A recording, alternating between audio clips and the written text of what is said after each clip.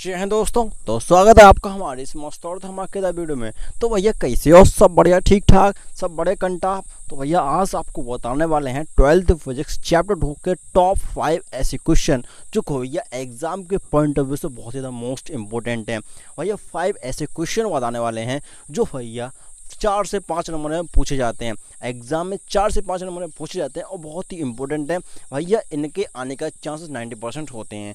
तो भैया ऐसे कौन से क्वेश्चन हैं? तो बहुत ही सिंपल है, बहुत ही मज़ेदार है भैया। इनका डेरिवेशन आपको आना बहुत ज़रूरी है भैया। ये बहुत ही इंपॉर्टेंट होते हैं, क्वेश्चन पूछे जाते हैं, इनसे याद रखिएगा। चलिए बताते हैं कि टॉप 5 ऐसे कौन से क्वेश्चन है चैप्टर 2 से, जो आपका चैप्टर कौन सा, वैद्युत विभव और धारिता, जिसको बोलते हैं इलेक्ट्रोस्टैटिक पोटेंशियल एंड कैपेसिटेंस। तो बताते हैं भैया 5 ऐसे क्वेश्चन जो भैया 4 से 5 नंबर आपके क्लियर कर सकते हैं। चलिए बताते हैं। तो पहला क्वेश्चन भैया आपकी कंप्यूटर स्क्रीन पर, बट उससे पहले थोड़ा माइक को सेट कर लें। नहीं करते, चलो ऐसे ही बता दें। देखो भैया बता देते हैं, इसको थोड़ा साइड कर लो। चलो हो गया सेट, बिल्कुल हो गया। चलो बताते हैं भैया। पहला क्वेश्चन आपका वैद्युत द्विध्रुव के कारण। वैद्युत द्विध्रुव जानते हो? हाँ, दो समान परिमाण के आवेश परंतु विपरीत प्रकृति के अल्प दूरी पर रखे होते हैं, तो उसको बोलते हैं वैद्युत द्विध्रुव। तो भैया वैद्युत द्विध्रुव के कारण उसकी अक्षीय और निरक्षीय स्थिति में किसी बिंदु पर वैद्युत विभव का व्यंजक प्राप्त कीजिए। भैया कहने का मतलब बहुत सिंपल सा है। क्या कहता है? ये कह रहा है कभी कोई वैद्युत द्विध्रुव होता है, उसकी अक्षीय और निरक्षीय स्थिति में आपको निकालना होगा क्या, उसका फॉर्मूला वैद्युत विभव पर, किसी बिंदु पर वैद्युत विभव निकालना होगा। और किसी बिंदु कौन से होंगे भैया? आपके अक्षीय और निरक्षीय स्थिति। ठीक है, अब बताते हैं वैद्युत द्विध्रुव दिखता कैसा है। चलो बताते हैं। देखो भैया ये कुछ इस तरह का वैद्युत द्विध्रुव होता है, समान परिमाण के आवेश परंतु विपरीत प्रकृति के। ठीक है भैया, और ये अल्प दूरी पर रखे होते हैं, 12 दूरी पर। भैया इस मिड पॉइंट से, ये क्या होता है, वैद्युत द्विध्रुव होता है। इस मिड पॉइंट से ओ से आर दूरी पर कोई पॉइंट अगर आपका पी है इसी के एक्सिस में, तो ये कहलाता है अक्षीय स्थिति में। और इस मिड पॉइंट से 90 डिग्री पर कोई पॉइंट पी होता है, तो इसको बोलते हैं निरक्षीय स्थिति। ठीक है भैया, तो इन दोनों के कारण आपको वैद्युत द्विध्रुव पूछा जा सकता है। इसका डेरिवेशन निकालने को बोल रहा है, तो कर सकते हो। बहुत सिंपल है भैया, करके बताना भैया। बस सिंपली फॉर्मूला ही बता देना इस कमेंट सेक्शन में।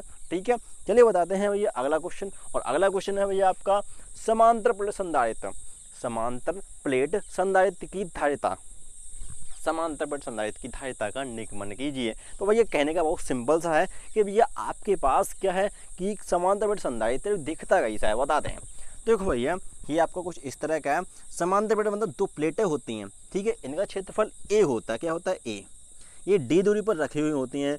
तो भैया इस संधारित्र जिसको बोलते हैं कैपेसिटर, तो भैया इसकी धारिता का क्या वो डेरिवेशन बोल रहा है, तो कर सकते हो। बहुत सिंपल है, बताना भैया कैसे होगा, इसका क्या धारिता होगी। इसका डेरिवेशन से जो धारिता निकल के आती है वो निकलती है C = ε0 तो भैया ये होता है आपका समांतर प्लेट संधारित्र। कुछ इस तरह का, एक प्लेट पर आप चार्ज देते हो, बिल्कुल देते हो, और एक प्लेट पर ऑटोमेटिकली इंडक्शन के द्वारा आ जाता है। ठीक है, ये आपका समांतर प्लेट संधारित्र होता है। ठीक है भैया, ये सेकंड क्वेश्चन था, इसका भी आपको डेरिवेशन पूछा जा सकता है। ठीक है, फिर बात करते हैं अगले क्वेश्चन जो भैया तीसरा ही है आपका। आंशिक रूप से प्रावित पदार्थ रखने पर धारिता क्या होगी। आपका जो संधारित्र है इसमें आपने टी मोटाई का आंशिक रूप से कोई पदार्थ रख दिया है, तो भैया उसका जो संधारित्र है, वो जो आपका संधारित्र है, उसकी क्या धारिता अब होगी। तो भैया बहुत सिंपल सा है। तो भैया क्या हो सकती है, जैसे आपका ये है कुछ इस तरह का, ये आपका समांतर प्लेट संधारित्र है। ठीक है, डी दूरी पर है, दोनों प्लेट हैं, बिल्कुल हैं। इसमें आपने कोई टी मोटाई का क्या रख दिया, परावैद्युत पदार्थ रख दिया। तो भैया इसमें अब जिसकी धारिता होगी वो क्या होगी। तो भैया इसका डेरिवेशन भी पूछा सकता है। और भैया जो आपका दूसरा क्वेश्चन है, इसमें कारक भी हैं, मतलब जो आपकी धारिता है वो किन किन चीज़ों पर डिपेंड करती है, ये सब है। ठीक है, तो ये धारिता को प्रभावित करने वाले कारक भी हो सकते हैं सेकंड क्वेश्चन में, याद रखिएगा। ठीक है, फिर बात करते हैं आज ये आपका तीसरा क्वेश्चन हो गया, जिसमें आप पदार्थ रहोगे तो इसकी धारिता क्या निकलेगी, डेरिवेशन से बताना है। ठीक है, बात करते हैं फोर्थ क्वेश्चन में। और फोर्थ क्वेश्चन आपका संधारित्र में संचित ऊर्जा का निगमन। मतलब कहने का बहुत सिंपल है भैया, आपका जो संधारित्र है, जो कैपेसिटर है, इसमें जो आपकी संचित ऊर्जा है, जो इसमें एनर्जी स्टोर हुई है, उसका फॉर्मूला पूछा जाता है, मतलब उसका डेरिवेशन पूछा जा सकता है। तो वही डेरिवेशन से फॉर्मूला जो निकलता है वो निकलता है भैया कुछ इस तरह से। फोर्थ क्वेश्चन है, हाँ बिल्कुल भैया फोर्थ क्वेश्चन है। ये आपको निकलता है U = ½ QIV।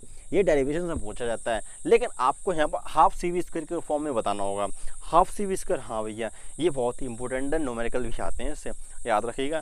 ठीक कराएंगे न्यूमेरिकल। ठीक है, ये आपका क्या जो संचित ऊर्जा है उसके लिए आपको डेरिवेशन करना होगा। ठीक है, बिल्कुल।